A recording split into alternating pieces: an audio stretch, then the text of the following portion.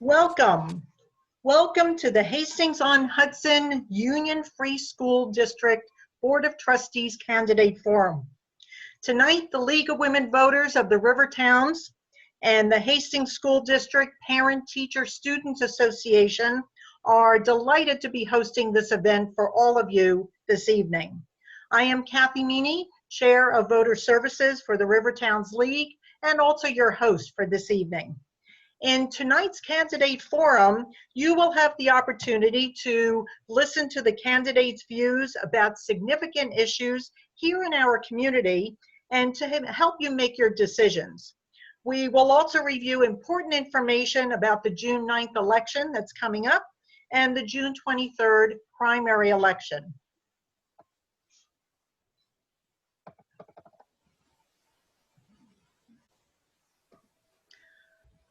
Tonight's virtual candidate forum will be recorded and uploaded to the League of Women Voters Rivertown's website. We want to just point out a couple of items of information today regarding our video recording policy. Only the videographer authorized by the League may record this forum. Under no circumstances may the candidates record the proceedings. Any authorized use of the recording requires the advance approval of the League of Women Voters of the River Towns.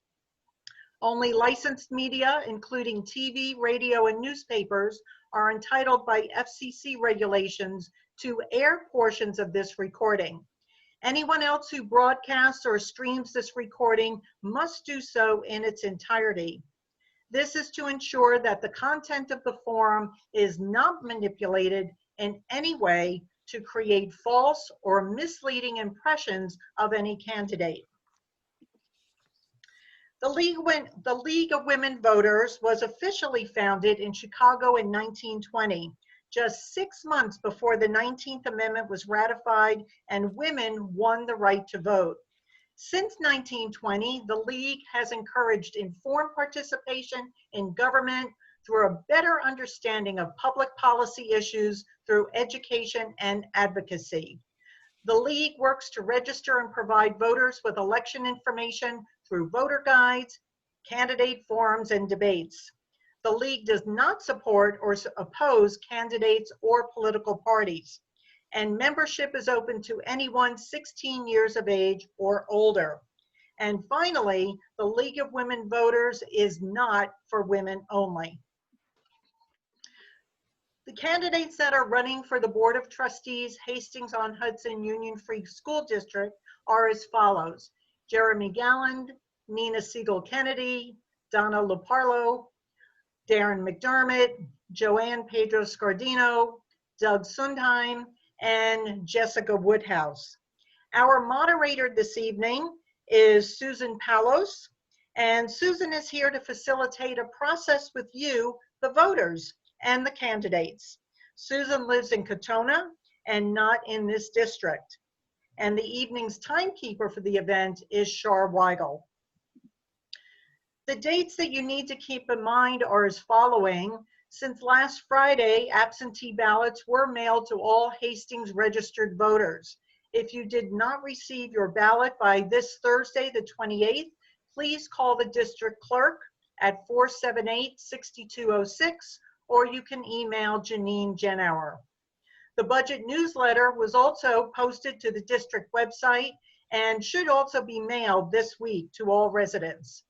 On June 1st in Hastings, the public hearing on the school budget will be a virtual event at 7 p.m. And on June 2nd, 6-day school district budget notice will be mailed to all residents. And then finally, June 9th, the all-important date that absentee ballots must be returned to the school district by 5 p.m. on June 9th. Ballots are to be returned by mail.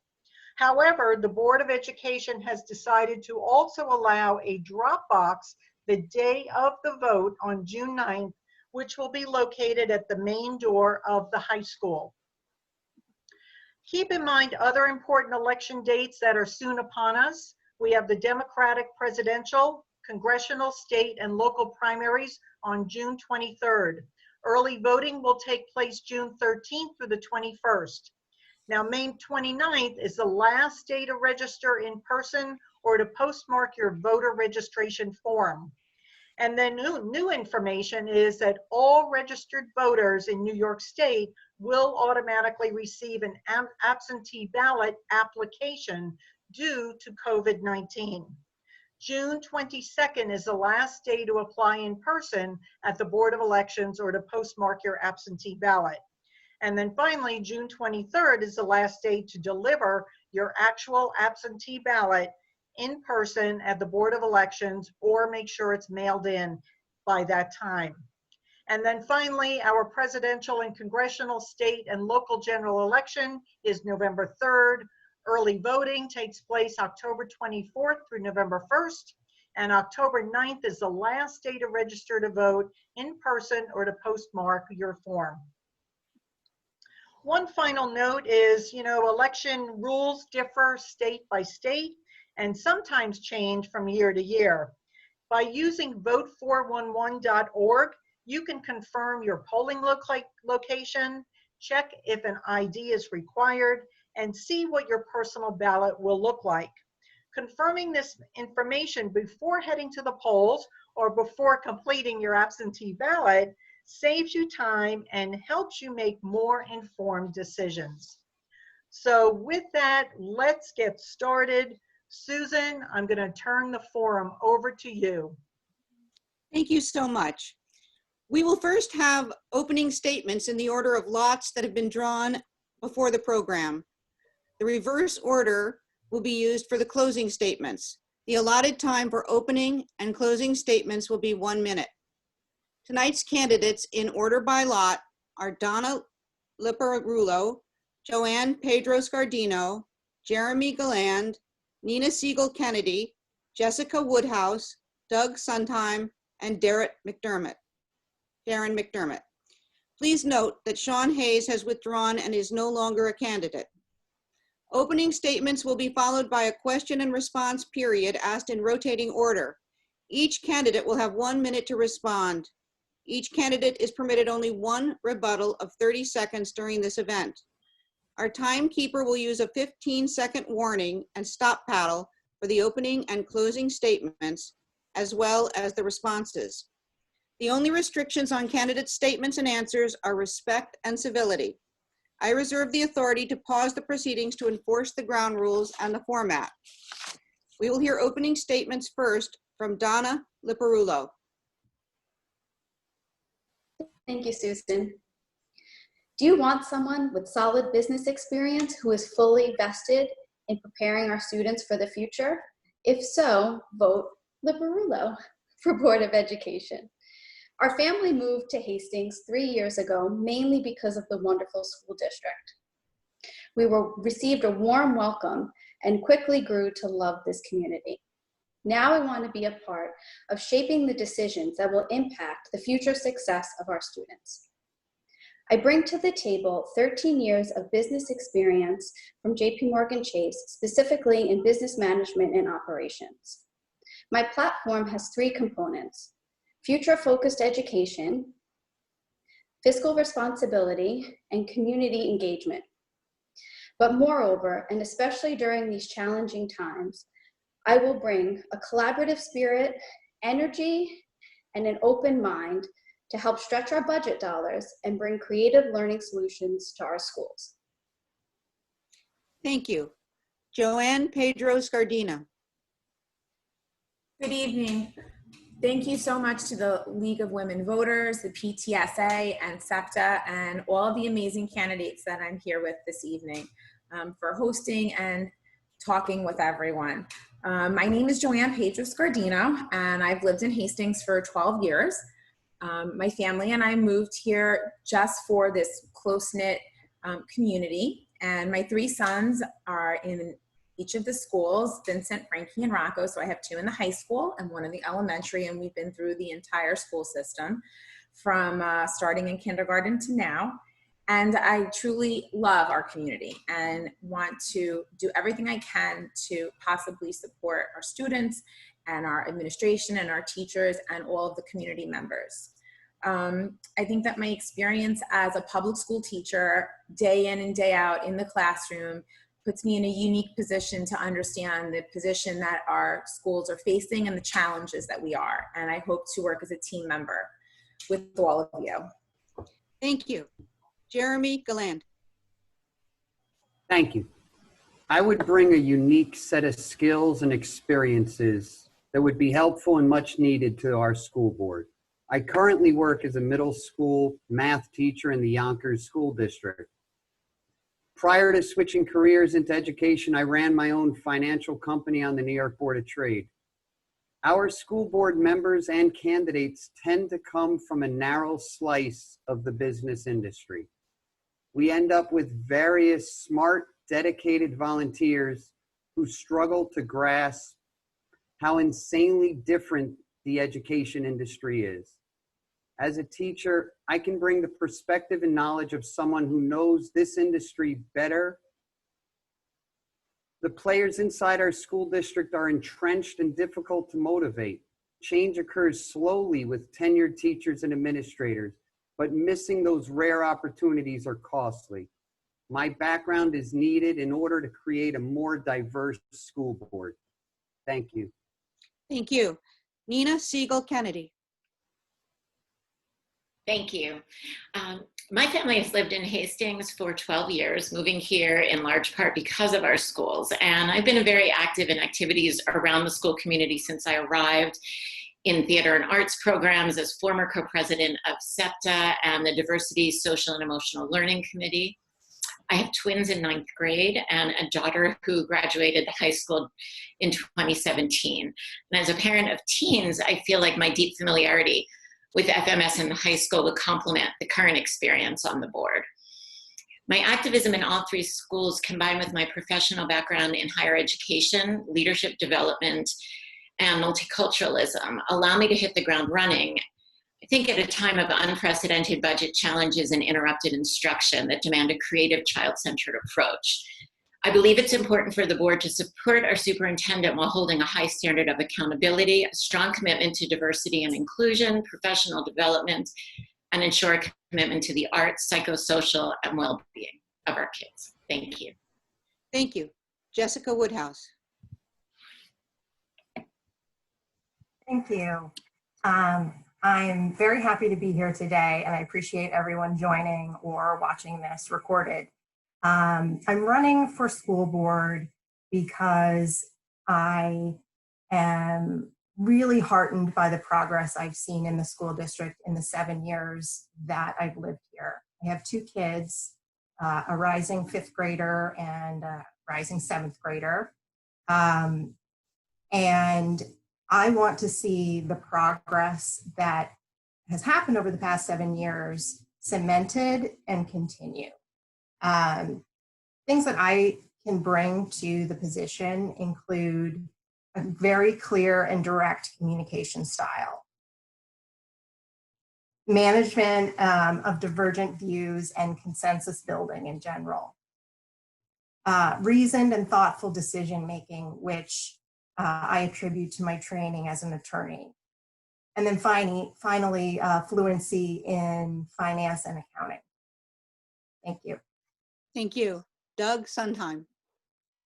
Thank you. Hello, everyone. Thank you, first of all, the League of Women Voters, the PTSA, and thank you for all these candidates for running at a somewhat crazy time. To run for the school board now really shows a level of willingness to get in there and commitment, so thank you all. I've been on the school board for 4 years. I've been the president for the past 2 years.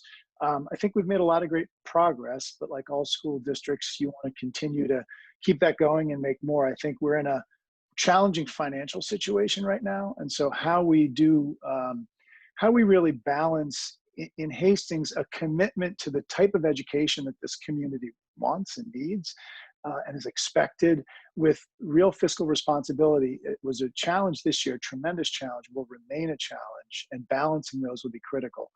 Strengthening the leadership and the leadership team, creating a more inclusive learning environment from both the learning styles and diversity perspective, and strengthening communications. I think the Zoom experiment has been one which we maybe can build on to get more involvement. Thank you. Thank you. Darren McDermott. Can you-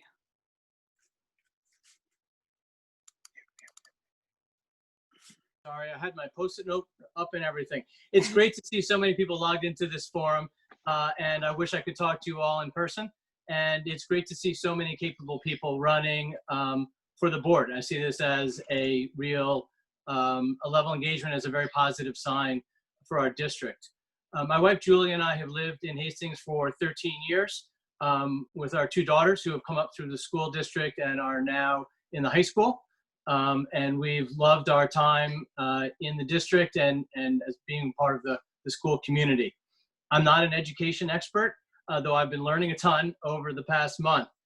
My expertise is in communications. I was a Wall Street Journal editor, and I now advise organizations and their boards on communicating about their most complex and critical issues. I would bring that expertise in questioning and synthesizing, explaining facts and finances to the board. We have all the ingredients we need to continue to improve our school district, but we also face very tough choices, particularly now. Thank you. Thank you. We will now go to questions. Question number 1, what is your experience with public or government finance and collective bargaining, and how will you contribute to the budget process? We will first hear from Joanne Pedro Scardino. Thank you. I've had a great deal of experience working on budgets, both in the school system that I currently work in and as in my administrative duties. We had to look closely at budgets and what our students need and prioritize the best way to allocate funds. And in doing so, you learn to compromise, work as a team, and make as many improvements as you can and use the resources as fiscally responsible as you can. Thank you. Jeremy Galland. I've been on both sides of that issue. As a teacher, I've benefited from the strength of the teachers union, which is our main negotiating player as a school board and supporting our superintendent. Prior to switching into teaching 7 years ago, I worked in the finance industry. I ran my own company, managing risk, figuring out how to make decisions when all the data and information is uncertain. So I bring a lot of knowledge to the players that are involved. These are entrenched, difficult to motivate players. They're not moving. When you get the opportunity to make change, you have to know when to fight and where not to waste your efforts. So I do believe specifically with the, every 3 years we get a chance to negotiate the teachers' expectations. And in that sense, I would be a pretty tough parental viewpoint as a taxpayer and a teacher. Thank you. Nina Siegel Kennedy. Thank you. As a senior leader in higher education and most recently with UNICEF, which is a large global agency, I've managed, developed, and programmed budgets up to $1 million around global education. I've actually always come into budget, come in or under, and I feel, while not a finance expert, really understand the connection between finance and education. In terms of the second part of the question on collective bargaining, while I haven't been part of a union per se, the UN system where I worked for 11 years has a very strong union culture, and I often, in my HR and leadership development role, have been involved through negotiations and difficult conversations between staff and management. So that is a role that I play regularly. Thank you. Jessica Woodhouse. My experience directly in public finance is as a very civically engaged citizen. I do have a background in economics and finance, and I'm a chartered financial analyst, which I believe gives me the ability to work fluently with public finance issues. With respect to collective bargaining, my mother was a high school teacher in the public schools for over 40 years, and I grew up with a very healthy respect for and admiration for teachers generally, and the importance of having that collective bargaining unit. Thank you. Doug Sondheim? So I've been working with the budget for the past 4 years. This year was particularly challenging. The budget's got about 652 lines in it, and I'd like to say this year I got familiar with every single one of those lines, really understanding what's movable, what isn't movable, and really understanding fund accounting, which is a different sort of accounting in public entities, which is different from the stuff I have in my career, which is more private entities. And on the collective bargaining, our teachers do a lot. I think the collective bargaining process is always a sensitive process. We have deep respect for our teachers. It's got to be fair. At the same time, we have a fiscal responsibility to the community. And we need to ensure that it represents something that people can support fiscally. So we've got to support the teachers educationally and as our employees, but we've also got to support the town fiscally. Thank you. Darren McDermott.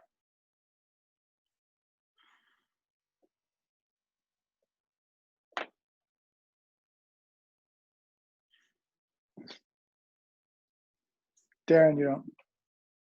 Sorry. While I've not had direct experience in public finance, I've had wide experience in finance, in economics. I was the Wall Street Journal's economics reporter. I covered everything from financial market meltdowns to the role of economics in public finance and municipal finance. And as a communications consultant, help everything from Fortune 10 companies to very small startups explain their earnings, explain their financial operations, and deal with very sensitive issues such as layoffs and cutbacks. I would finally just say that I share Doug's view that this is something that needs an enormous amount of balance. We're not out to get the most out of our teachers. At the same time, this is a very delicate time for our community and for all of our taxpayers, and we need to balance those. Thank you. Donna Liparulo. Sure. So I think, when talking about negotiating budgets, I think it's important to bring all of the stakeholders' points of view into the conversation. And in this case, it's obviously our taxpayers, it's our teachers, administration, and obviously, last but not least, our students. So I think that's first and foremost when, taking a look at all perspectives. In terms of my work experience, I've had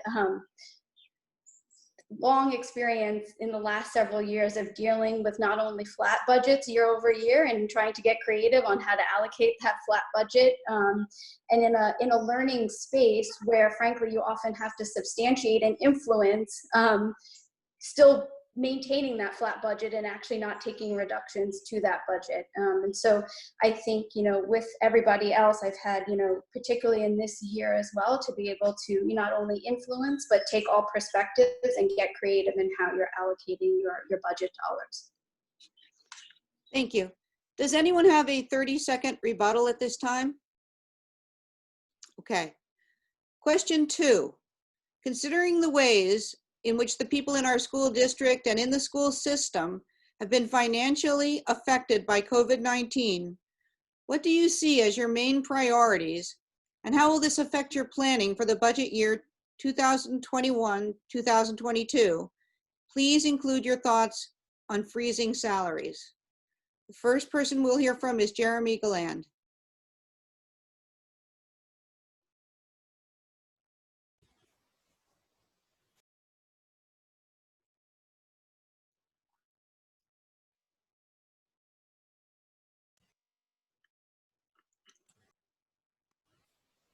Thank you. Yes, it was kept being remuted. Thank you. Our community has been affected, but not as much as the Yonkers community or our state community, and our finances are going to be affected by what's not available to our state. You know, we've been blessed to be able to provide a lot for our students. I was shocked to see 13 third grade teachers go up on a back to school night. I was somewhat, you know, concerned when my friends told me that he only has 17 other kids in his homeroom. These are things that we are so lucky to be able to give to our students. Extracurricular, drama, music, they're not really extra. I work in a school district where we don't have those. So absolutely, we are freezing salaries for teachers if the budget comes in horribly. And that is just the starting point of a negotiation. After that, you still have to try to figure out what you can get based on your administration's goals. Thank you. Nina Siegel Kennedy. Thank you. I think priority for me post-COVID, and post-COVID I think is even too soon to say. So I would say through the pandemic is to really look at the physical and emotional health of the families in our district that are really in crisis financially. And there is definitely, while we are an affluent district, there are a significant subset of families that I think we have a responsibility for. I also think we have a responsibility to the emotional health and well-being of teachers. And in terms of freezing salaries, it's certainly something I think to consider, but I don't know that we have enough information yet in terms of the state aid that is going to be cut before we get to that point. Because we don't know how teachers' spouses or partners are being affected. They may lose jobs as well. We don't know what health costs they may have. So I feel like it's a little bit premature to have that conversation. I think that a budget priority is going to have to be distance learning enhancement. Thank you. Jessica Woodhouse. Yes, it's definitely a challenging time to manage a budget for any public entity, but particularly a school district. To the pointed question about freezing teacher salaries, I certainly think it is something that a responsible board should consider. As Nina said, it's premature at this point to know whether it would be the right way to go to balance a budget. But I believe that there are ways to enhance the teachers' well-being and support them professionally such that the sting of not getting an annual raise might be lessened. So I would consider that. Thank you. Doug Sondheim. So I think in any budget decisions we make, we have to put the kids first. It's the kids, the kids, the kids. I think that you know, we need a clear vision of what we're trying to create. And in this day and age right now, it entails dealing with COVID-19. And so some of that, there was a meeting today in the district about reentry planning. We have to really think hard about what that is, and that can have economic impacts as well. So we've got to take those into consideration. The process this year in putting the budget together was share the pain. Everyone takes a little bit of a haircut so that no one has to get summarily cut completely, which was painful and tough, but at the same time, I think it was a very fair and equitable way to go about it. Freezing salaries, we have to, I think, leave all options on the table.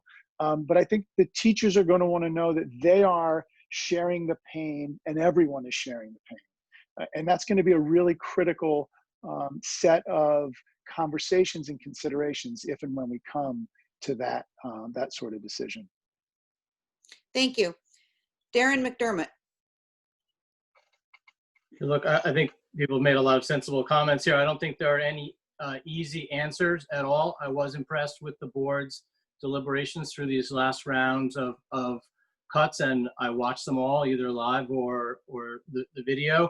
I think that the approach of making cuts that were as small as possible in a wide range of areas is one that makes sense. Where I thought that the board could have done a bit better is in the last round of communications and explaining after all said was done, after all was said and done, and after all the incredible hard work that went into that, sort of what it all adds up to for someone who hasn't had a chance to watch all those videos, and so that every resident of Hastings would be able to kind of get an understanding. That is, what is presented in simple terms on multi-billion-dollar mergers, and we certainly should be able to do that for our school budget as well. Thank you. Donna Liparulo. So I think similar views to the other folks on this panel. I think students and teachers come first. We're in a challenging time now. I think there's potential to have an elongated challenging time. So I think we need to put all of our options on the table. Including the point around freezing teacher salaries. I also think, and I think somebody else said it already, but I also think looking at blended learning options for our students going forward, right? So what is that right balance between an online learning versus a classroom experience? Not only, for what we need to deal with coming right out of COVID and how we're going to get back into the classroom, but just also, does that even something to look at to help us maybe shave budget dollars going forward as well? Thank you. Joanne Pedro Scardino.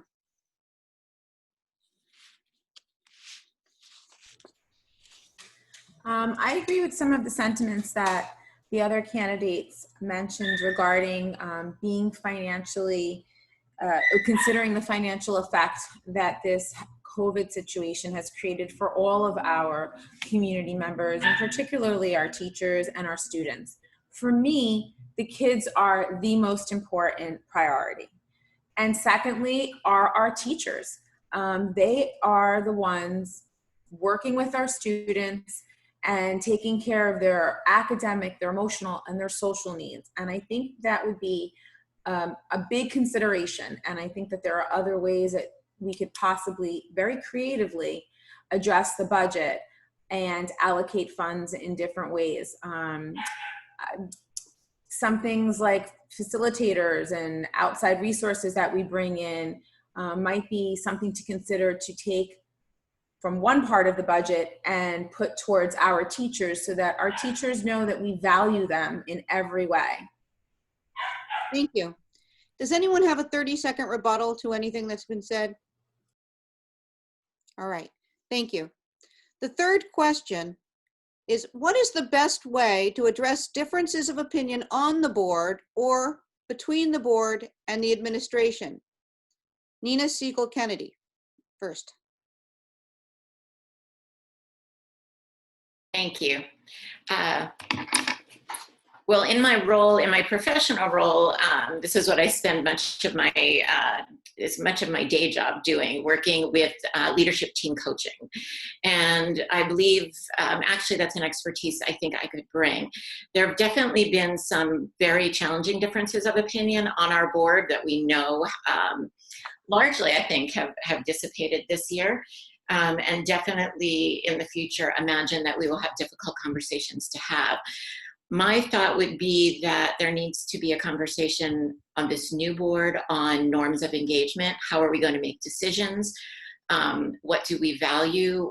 How are we going to set up different modes of communication to address issues to avoid sidebar conversations that have happened sometimes inappropriately? And I think the new transparency that this super and assistant super have brought has actually been a great step forward. So I've seen a real jump forward in this regard and hope to continue to contribute.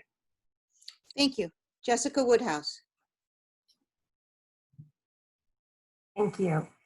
Well, first, I want to say that obviously differences of opinion are inevitable, but in fact, they're healthy.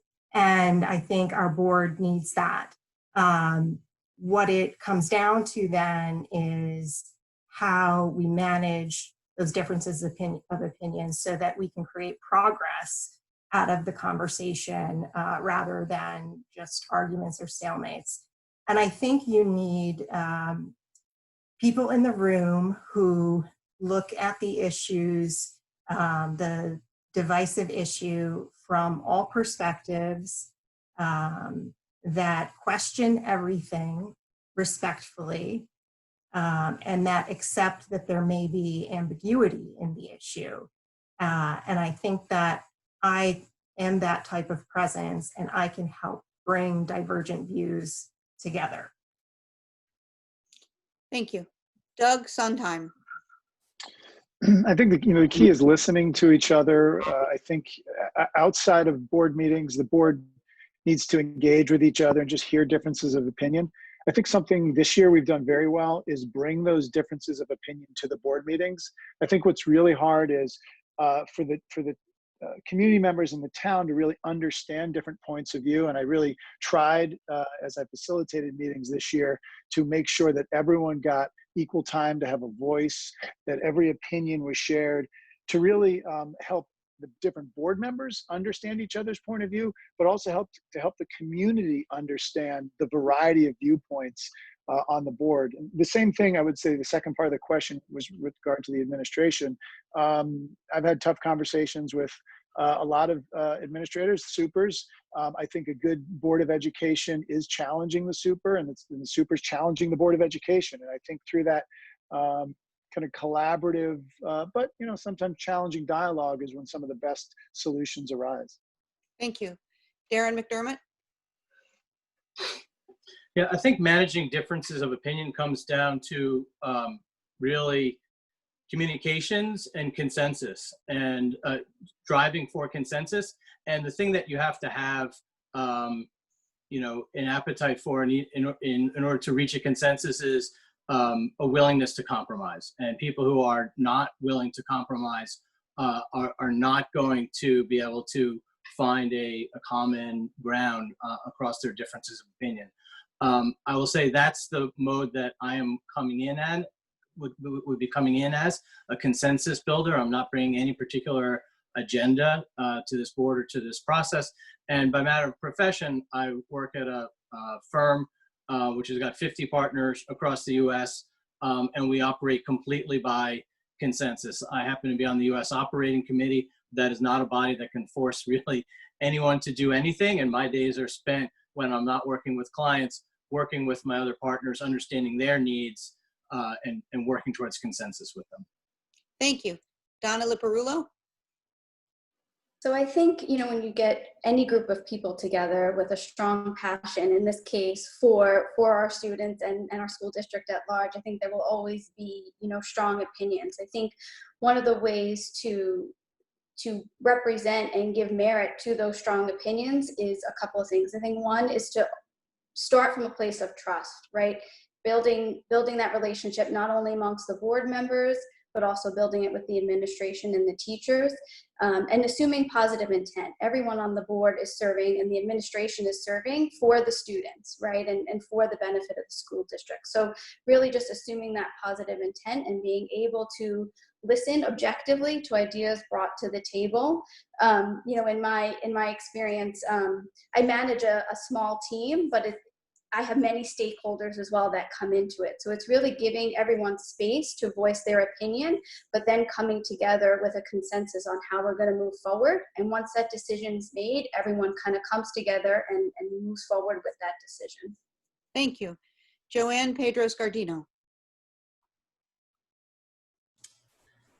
I agree that the most important thing is the willingness to compromise as a team. And I think that every member of the Board of Education will bring their unique perspective and expertise. And I think that's so important to recognize that there's areas that I'm strong in, and just being a public school teacher and a parent and someone who's been on the PTSA and SEPTA and have worked in the college area as an adjunct professor, I've had to work on a ton of teams, and everyone has lots of opinions, but we need to be open-minded.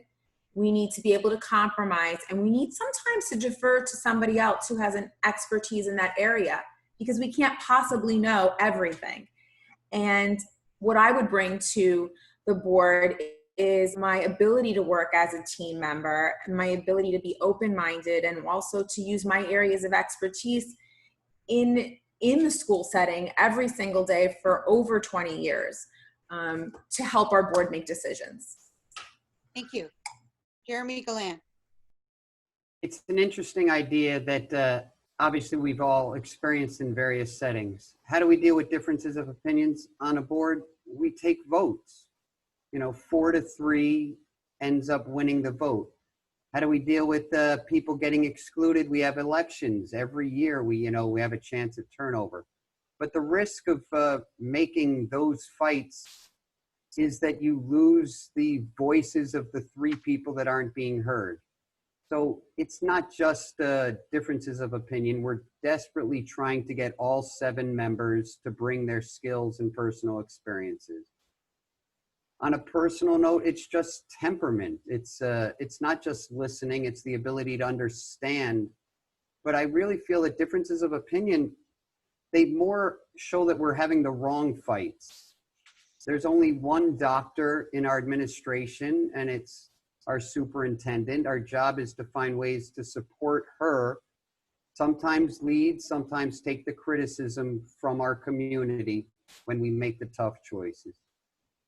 Thank you. Does anyone have a 30-second rebuttal? Okay. Question 4. What is the role of the district and the Board of Education in particular in working toward an equitable learning environment for all students? Jessica Woodhouse first.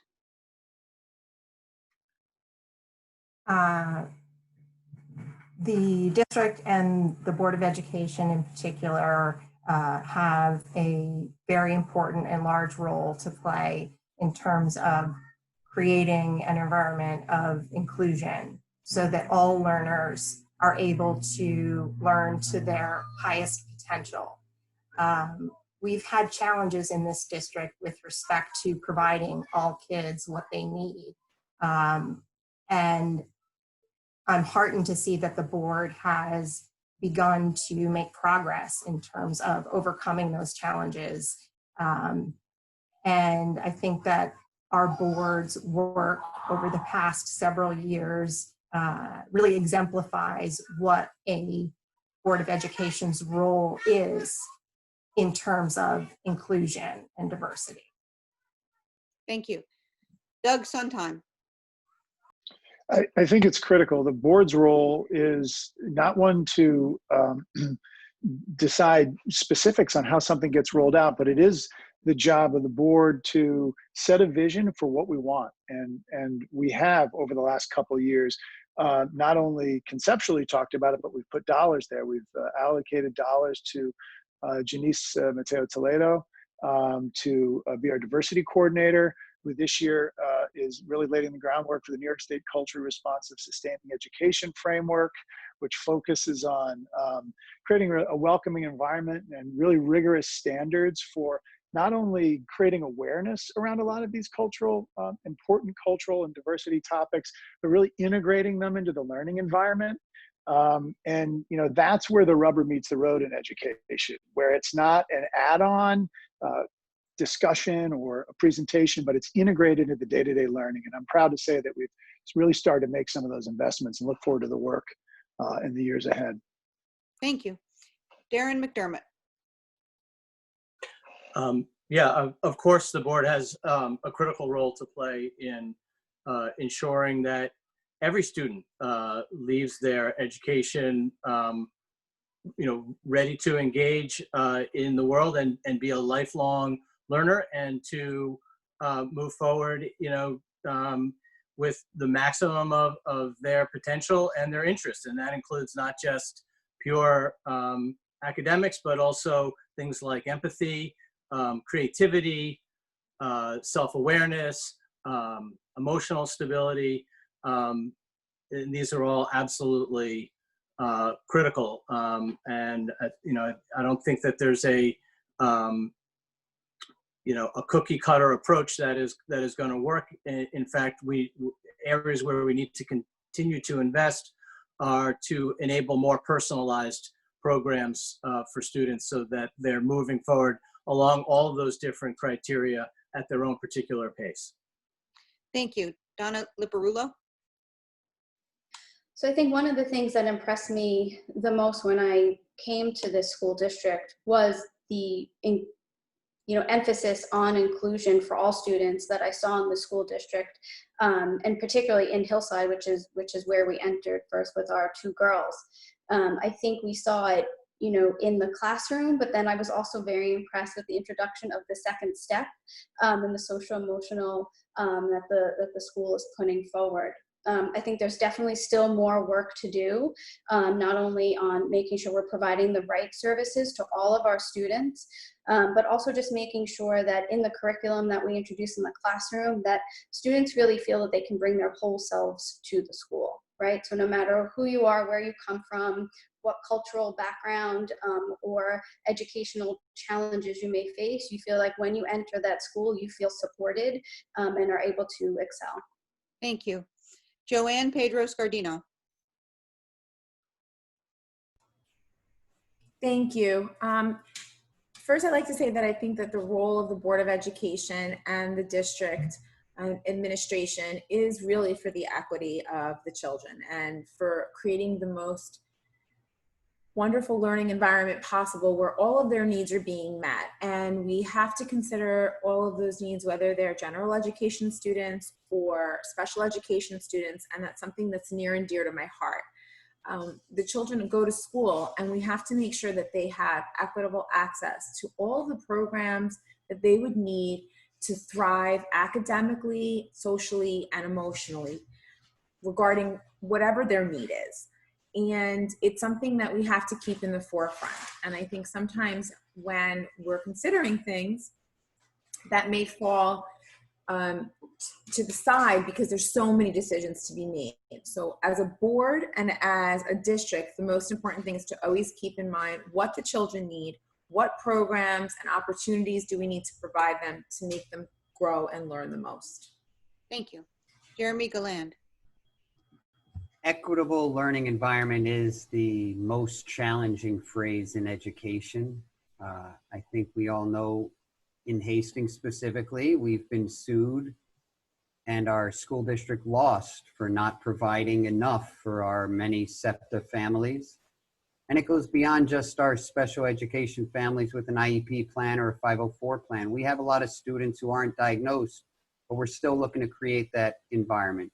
So if we focus that question just on the needs of our special education students, it is the challenge that we're about to run up against. We've made a lot of new hires. We've tried to have some teachers trained at Windward, and yet still I have 3 children of friends that are, having to pay for Windward. So we try to keep school class sizes small. We have aides, we have co-teachers, but that's what the board juggles with. Almost all new teachers, like myself, are dual certified in special education and a math area. But we need the board to put serious focus on that. Thank you. Nina Siegel Kennedy.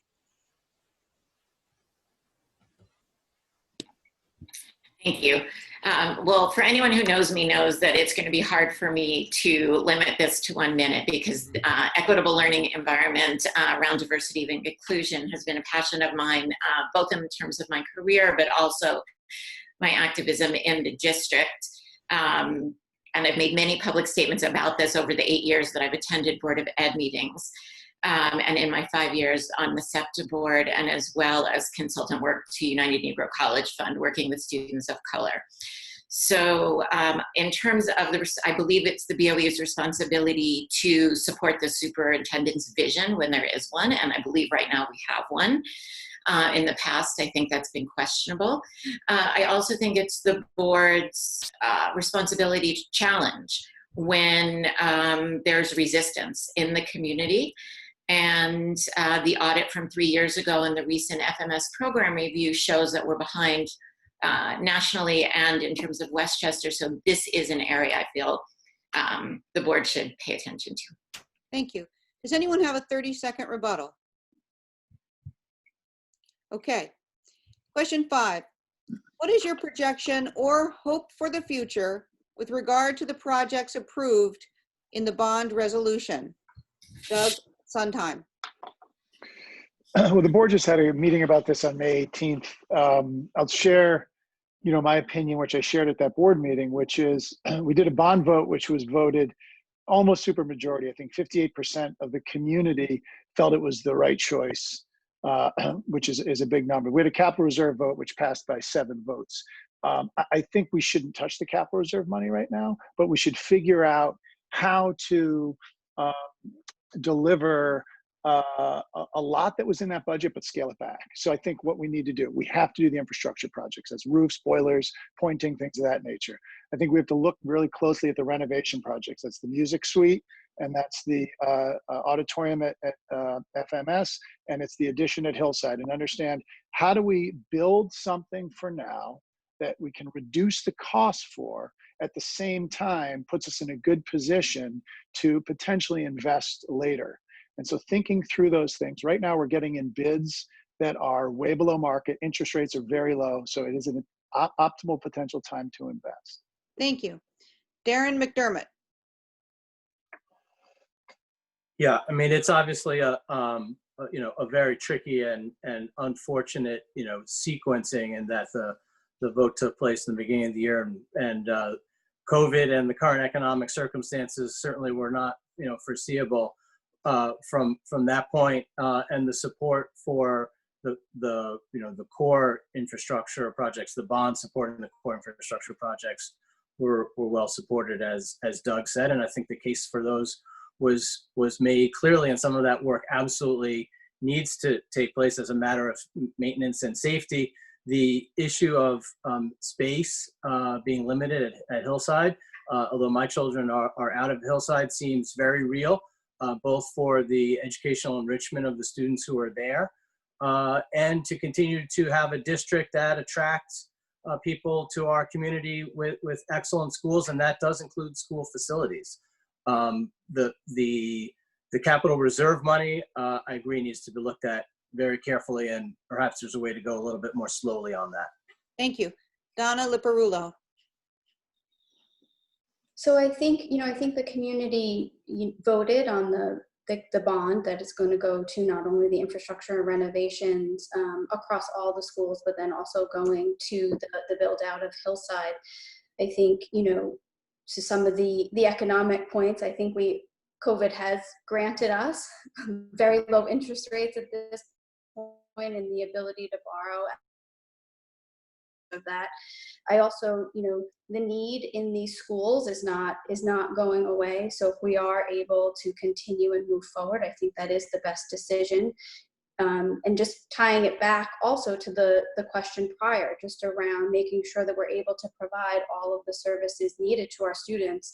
The build out at Hillside is going to provide some of that extra space for those needed services. And so I think it's critically important that we do move ahead with the projects within the bond, and also look to try and take advantage of some of what I'll call very loosely the benefits of COVID, which is the low interest rates. Thank you. Joanne Pedro Scardino.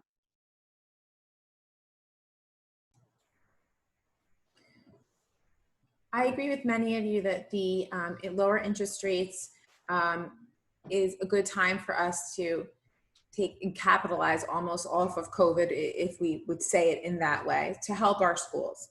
But there is so many decisions to be made with the situation of COVID and what that's going to look like for our schools and for our buildings and our grounds, and some very big conversations that we need to have in planning. And I think that needs to come into play when we make some of our decisions, so that we are addressing what guidelines they're recommending and how we can best utilize our facilities and improve them to make sure that we're meeting all of the needs of our students. Thank you. Jeremy Galland. I'm not quite sure I understand, the question regarding this bond. It does seem to be a positive in a lot of ways. We got money from Albany when we were able to, whether they're covering 60, 70, or 80% of it. So it's not something that we're really going to reconsider. I mean, the money that's going to Hillside, absolutely. It's I pack lunches for my kids. When I went to Hillside in the 80s, I mean, we packed lunches. But yes, it's strange thinking we're spending money on a cafeteria when next year our kids are probably going to be eating lunch in their classrooms. But COVID is 2 months old, and years from now, we will need to have all these investments, not just in Hillside, in all of our buildings. So, you know, the town has to be careful. We take out bonds, we increase the tax base for a lot of our families that don't have students. But in this case, it does seem like a lot of things were required because we were missing on special ed needs. I'll stop. Thank you. Nina Siegel Kennedy. Thank you. Honestly, I have mixed feelings about the bond, and it's something that I've struggled with. I voted in transparency for the bond, but was less eager to dip into the capital reserve because I'm very aware of the space needs at Hillside, attended all of those BOE meetings, and you know, the idea of music on a cart just doesn't do justice to music. So there are a number of issues at Hillside that I support, as well as all of the capital construction projects in the high school and the middle school. I think I felt that the Hillside expansion was a bit overly ambitious, particularly given some of the other needs in the district, and because I've seen with kids in the middle and the high school, them struggle with some real infrastructure needs there that I think are profound. So I fall a little bit in the gray area on this one. I would scale it back a bit. Thank you. Jessica Woodhouse.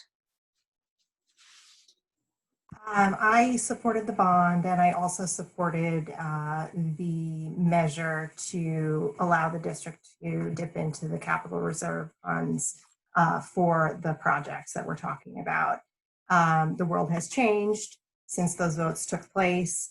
However, as many have pointed out, there have also been changes that make it possible for us to do more with less, based on interest rates, based on bids coming in lower than expected.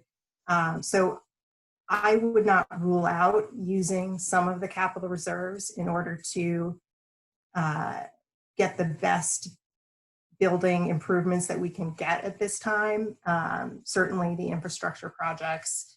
But I think it's also important to look down the road at what we're going to need several years from now and take advantage of the fact that we have reserves and the fact that we are in a time of low interest rates where we can borrow without affecting our taxpayers as much as in other times. Thank you. All right. Does anyone have a 30-second rebuttal? Okay.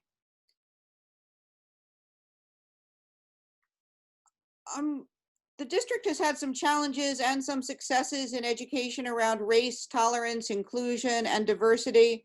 And what do you think the board's role is in continuing these efforts? The first person will be Darren McDermott.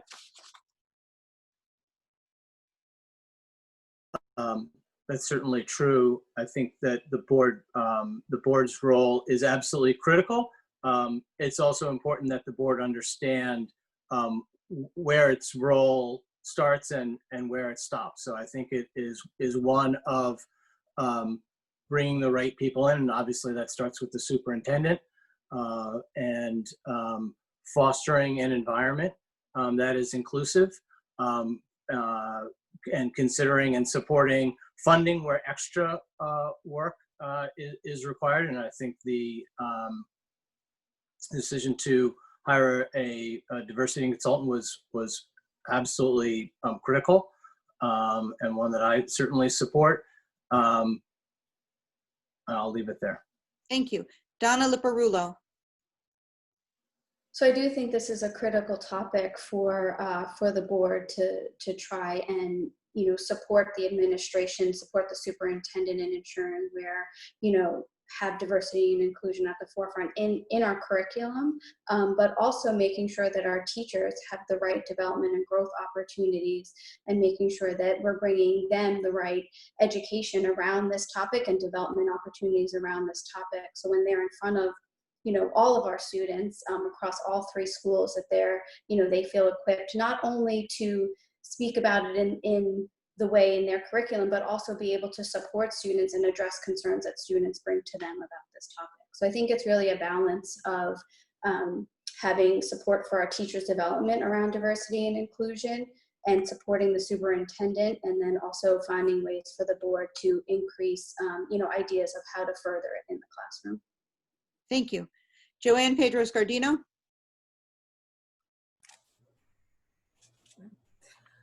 Well, I love the fact that our district has brought in a diversity coordinator, and the diversity committee has been bringing an awful lot of good things to our schools for the children, and working with the teachers to explore implicit bias and embrace opportunities for discussion. And I think that we're doing a wonderful job of it. And of course, there's always more that can be done, but I'm very proud of what has been done already. Thank you. Jeremy Galland. It's not a particular strength of most school boards. I teach in Yonkers, so my students are probably past 80% diverse, both by race, culture, and economically. But in Hastings, a school board has to know what it's good at. And in our case, we would have to rely on our administrators, our principals and superintendents, to be the eyes and ears in the hallways and tell us when we have a problem.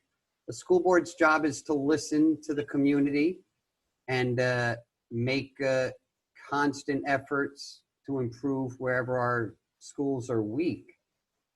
It's not one that, a typical school board attracts candidates with similar backgrounds. And the screen I'm looking at right now, we're not very diverse, probably not even that economically diverse, but it's a challenge of every school board and every school. Thank you. Nina Siegel-Kennedy. Thank you. Again, a passion of mine personally and professionally and in the district. I actually was on the 2 interview committees that brought in the first 2 African and American male leaders to the district, Free Johnson and Tepspa Stewart. And I like to think raising the issue of diversity in what was an all-white interview committee each time played a role.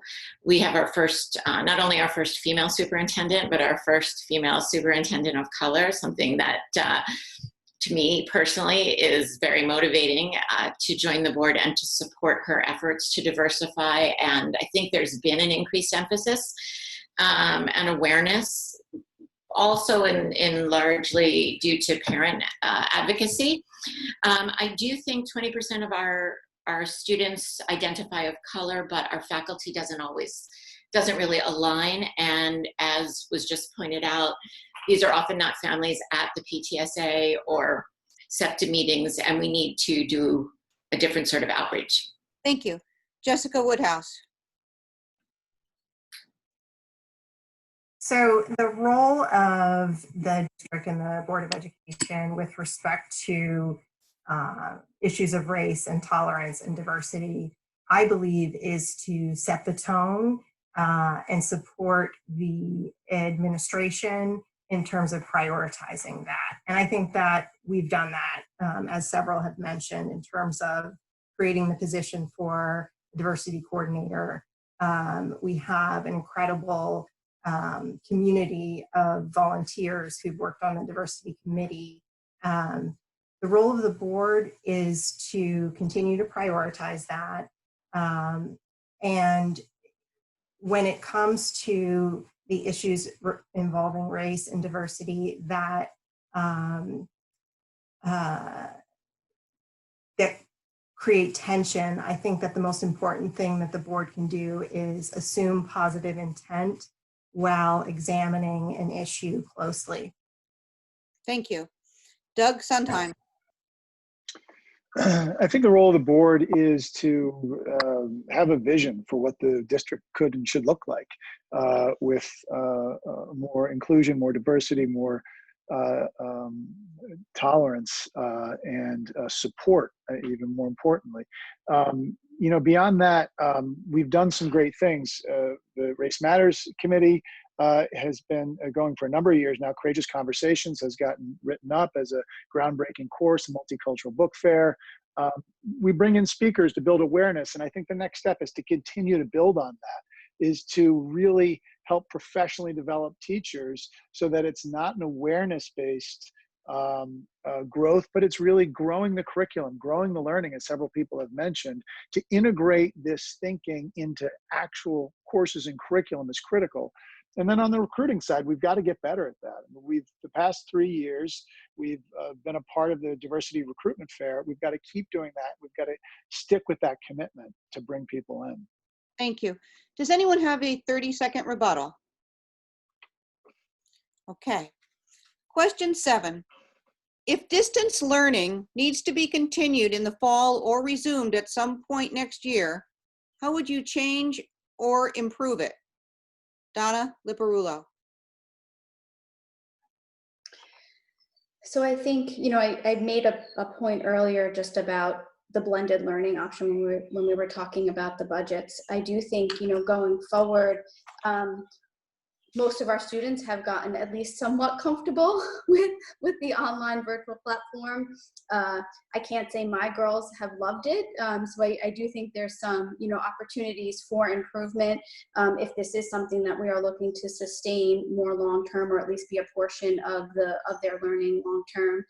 I do think that there are a lot of great options out there to provide students a virtual platform, not only ones that their individual teachers are bringing them each day, but just other ways that we can bring them learning. I know there was some great things with there's Brain Pop in terms of the elementary school, right? But even at the middle school and high school level, I think there are other things that we could look to bring in to the classroom virtually that would help support our students as a blended option. Thank you. Joanne Pedro-Scardino.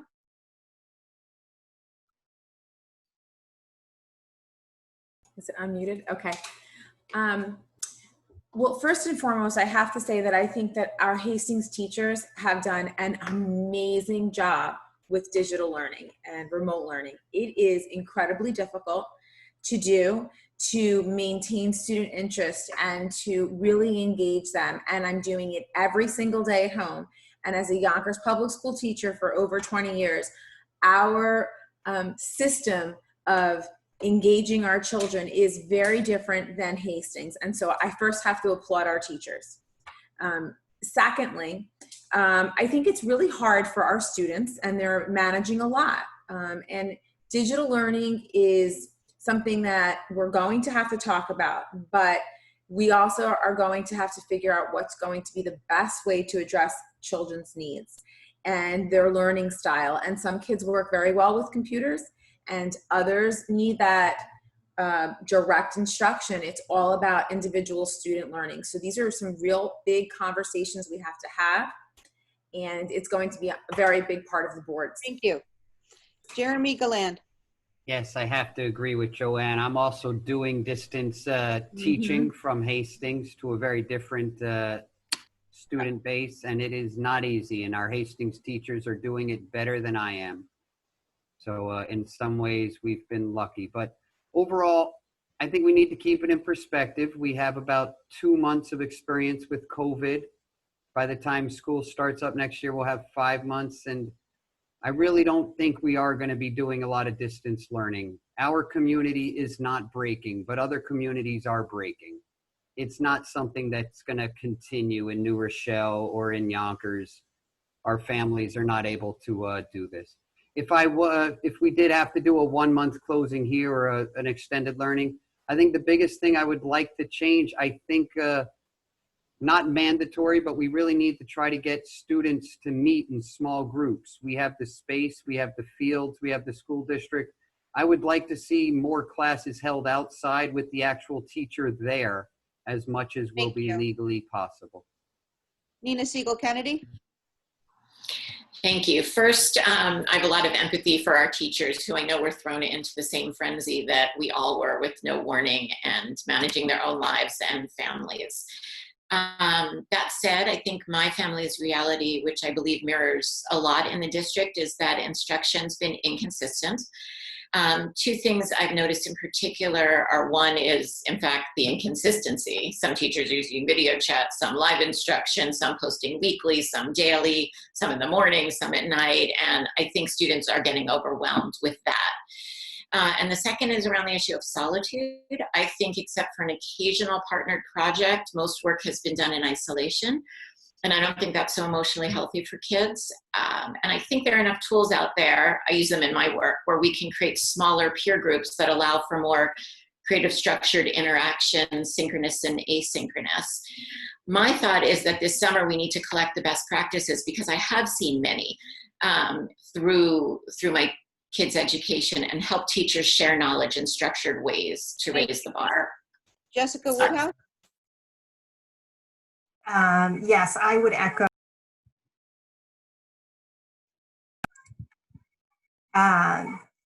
I would echo a lot of what Nina just said. Consistency.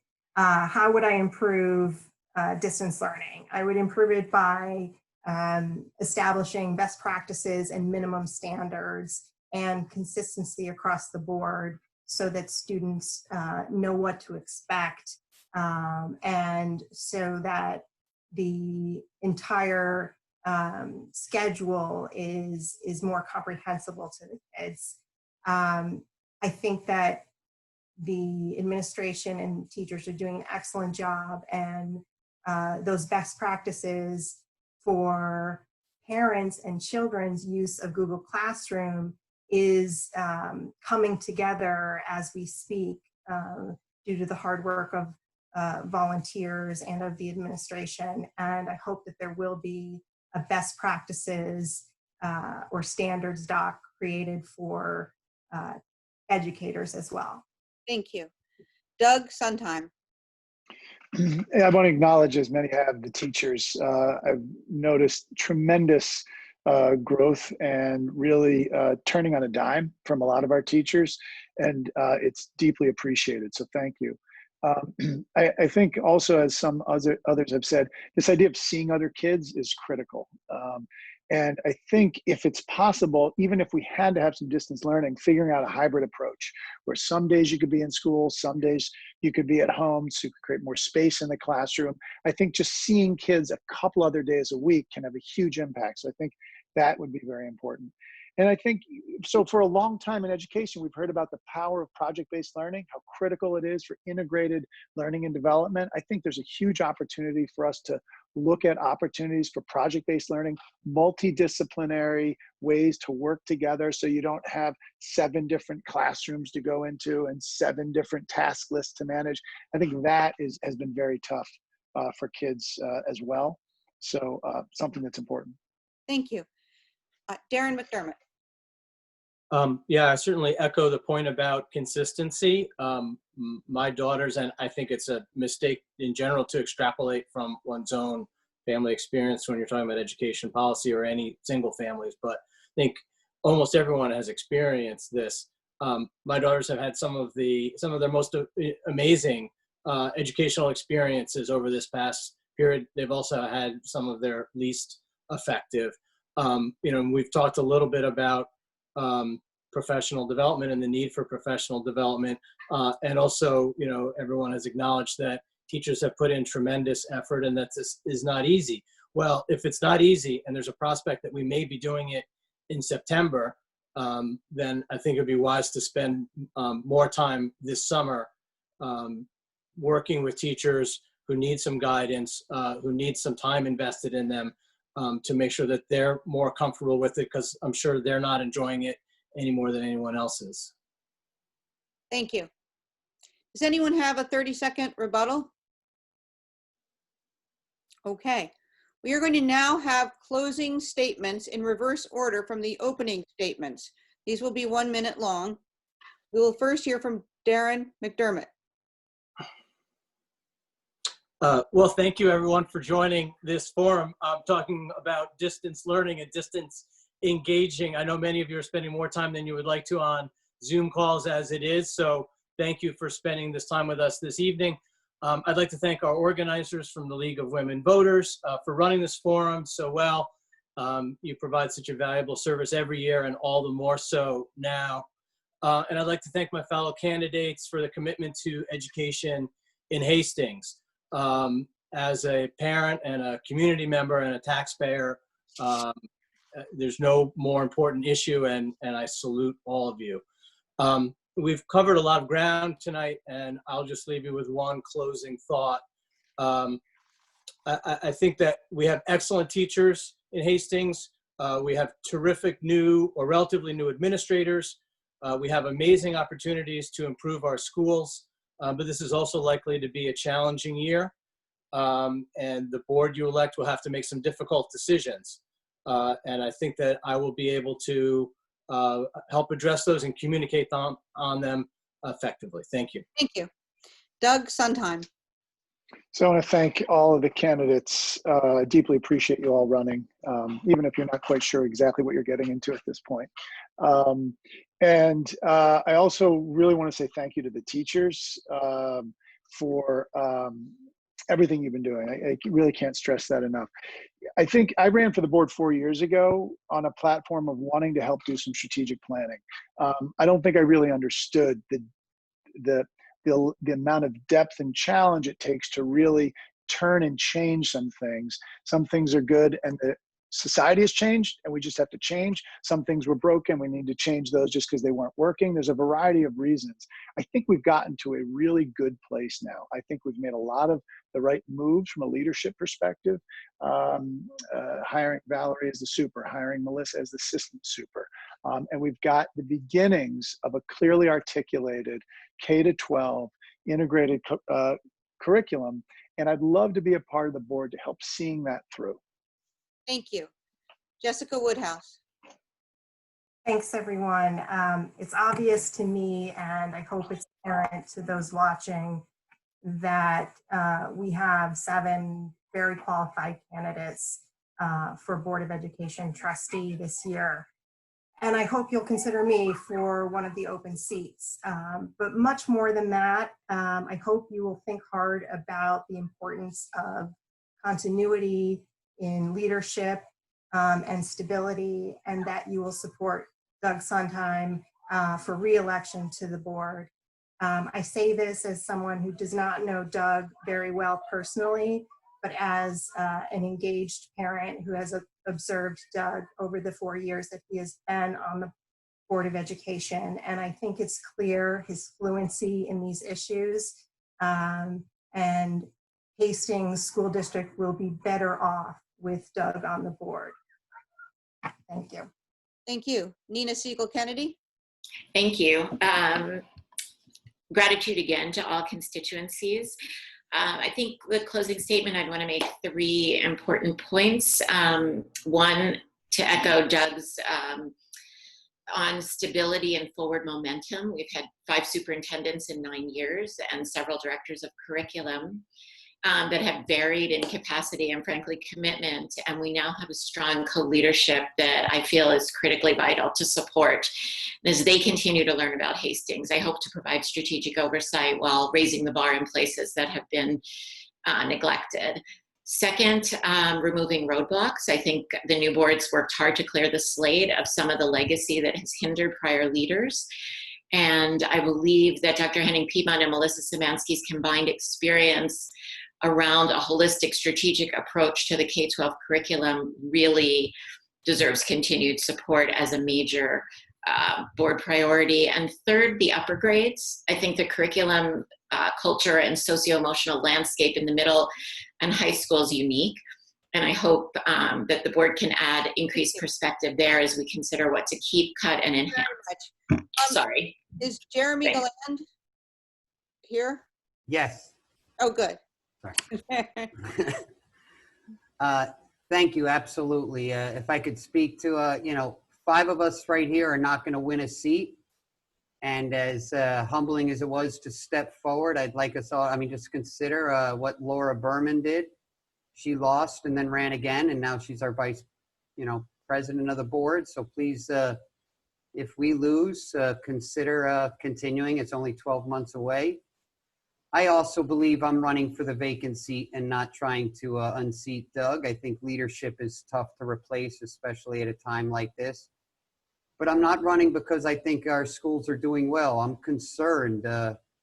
Every year we either have an outgoing superintendent, an interim superintendent, a first-year principal, an outgoing principal. when this happens, we make mistakes. Tenure comes up and you haven't been evaluating teachers. We get above average teachers to start with, but we can do better. We can hire and make the right decisions, and we don't want to miss any opportunities. Thank you. Joanne Pedros-Gardino? Like so many of you, I want to thank all of the candidates. I think that you are all, each and every one of you are amazing individuals that bring so much to the group.